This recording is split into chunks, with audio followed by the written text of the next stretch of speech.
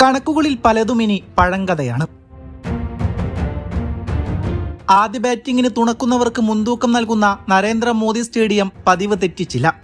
വിശ്വകിരീടത്തിൽ ചുംബനം ചാർത്തിയ ആവേശത്താൽ നരേന്ദ്രമോദി സ്റ്റേഡിയം നീലക്കടലായി അലയടിക്കുമ്പോൾ T20യിൽ കിവീസിനോടുള്ള കണക്കും തീർക്കുകയാണ്.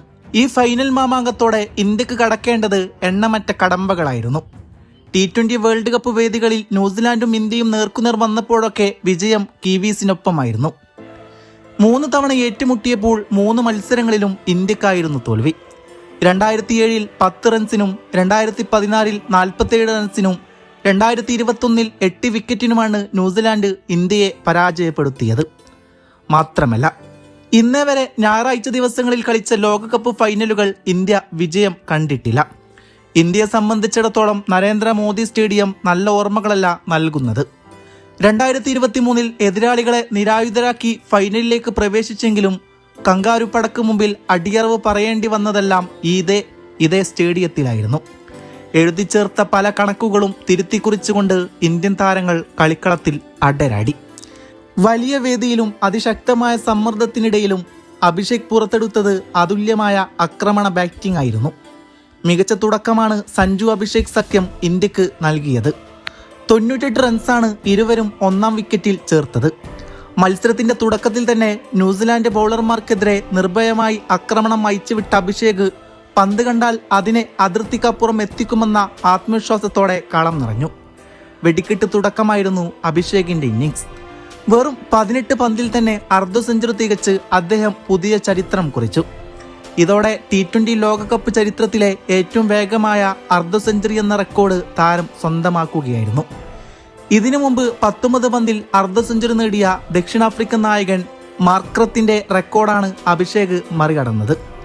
3 സിക്സുകളും 6 ഫോറുകളും അടങ്ങിയ ഇന്നിംഗ്സിലൂടെ അദ്ദേഹം ന്യൂസിലാൻഡ് ബൗളിംഗ് നിരയെ തളർത്തുകയായിരുന്നു. ഒടുവിൽ 21 പന്തിൽ 52 റൺസ് നേടിയ ശേഷം രജിൻ രവീന്ദ്രയുടെ പന്തിൽ പുറത്തായി. പിന്നാലെ സഞ്ജുവും കിഷനും ചേർന്ന് 105 റൺസ് ചേർത്ത് വെച്ചു. ശക്തമായി ഈ കൂട്ടുകെട്ട് 15-ാം ഓവറിലാണ് അവസാനിച്ചത്. നിശമെറിഞ്ഞ ആദ്യ പന്തിൽ തന്നെ സഞ്ജു പുറത്തായി. ഒരു സ്ട്രൈറ്റ് സിക്സിന് ശ്രമിച്ച് മക്കോഞ്ഞിയുടെ കൈകളിലേക്കാണ് താരം പന്തുയർത്തിയത്. 8 സിക്സുകളും 5 ബൗണ്ടറികളും ഉൾപ്പെടെ വെടിക്കെട്ട് ഇന്നിംഗ്സ് ആയിരുന്നു സഞ്ജുവിൻ്റേത്. 46 പന്തുകൾ നേരിട്ടപ്പോൾ 89 റൺസുകൾ സഞ്ജു സ്വന്തമാക്കി. അതേ ഓവറിലെ 5-ാം പന്തിൽ കിഷനും മടങ്ങി. മാർക്ക് ചാപ്പാൻ പിടിച്ച കാറ്റിലൂടെയാണ് കിഷന്റെ ഇന്നിംഗ്സ് അവസാനിച്ചത്. 4 സിക്സും 4 ബൗണ്ടറിയും അടങ്ങിയ മികച്ച പ്രകടനമായിരുന്നു അത്. ഓവറിന്റെ അവസാന പന്തിൽ സൂര്യകുമാർ യാദവ് റൺസൊന്നും എടുക്കാതെ പുറത്തായി. പിന്നാലെ ക്രീസിലെത്തിയ ഹാർദിക് പാണ്ഡ്യക്ക് വലിയ സ്വാധീനം ചെലുത്താൻ സാധിച്ചില്ലായിരുന്നു. തിലക് വർമ്മയും ബാറ്റിംഗിൽ താളം കണ്ടെത്താൻ പ്രയാസപ്പെട്ടു. എന്നാൽ അവസാന ഓവറിൽ ശിവൻ ദുബെ നടത്തിയ അതിവേഗ ഇന്നിംഗ്സ് ആയിരുന്നു ഇന്ത്യയുടെ സ്കോർ 250 കടത്താൻ സഹായിച്ചത്. 8 പന്തിൽ 26 റൺസ് നേടിയ ദുബെ തിലക് വർമ്മക്കൊപ്പം പുറത്താകാതെ നിന്നു. എന്നാൽ കിവീസിന് കാര്യങ്ങൾ അത്ര എളുപ്പമായിരുന്നില്ല. ഇന്ത്യ ഉയർത്തിയ 255 എന്ന സ്കോർ മറികടക്കുക എന്നത് അവർക്ക് അസാധ്യമായിരുന്നു. അതെ, ഇന്ത്യ 3-ാം തവണയും കിരീടം ചൂടുകയാണ്. ഒരു മലയാളി പയ്യന്റെ ചിറകിലേറി 2013 നിന്ന് 2024 ദൂരം വെറുമൊരു കാലയളവായിരുന്നില്ല. ഒരു ജനതയുടെ കണ്ണീരിന്റെയും കാത്തിരിപ്പിന്റെയും കഥയായിരുന്നു അത്. 11 വർഷത്തെ നിരാശ, ഹൃദയം തകർന്ന ഫൈനലുകൾ, സെമി ഫൈനലുകളിലെ വീഴ്ചകൾ. ICC ട്രോഫി എന്ന സ്വപ്നം പലപ്പോഴും ഒരു മരുപ്പച്ചയായി മാറി. എന്നാൽ അവിടെ നിന്നാണ് ഇന്ത്യൻ ക്രിക്കറ്റ് ഫിനിക്സ് പക്ഷിയെ പോലെ ഉയർത്തെഴുന്നേറ്റത്.